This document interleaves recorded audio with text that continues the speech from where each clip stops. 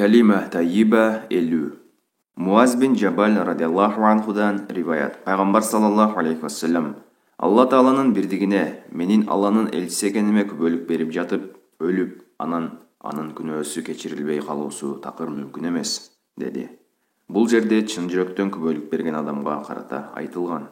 Муаз бин Джабал радиаллаху анхудан риваят. Пайғамбар саллаллаху алейхи вассалам: Алла Тааланың бірдігіне, менің Алланың елшісі екеніме күбөлік беріп жатып, өліп, анын күнөөсү кечирилбей калуусу такыр мүмкүн эмес, деди. Бул жерде чын жүрөктөн күбөлік берген адамга карата айтылган. Муаз бин Джабал радиаллаху анхудан риваят. Пайғамбар саллаллаху алейхи вассалам: Алла Тааланың бірдігіне, менің Алланың елшісі екеніме күбөлік беріп жатып, өліп, анын күнөөсү кечирилбей калуусу такыр мүмкүн эмес, деди. Бул жерде чын жүрөктөн күбөлік берген адамга карата айтылган. Ахмадтын муснады.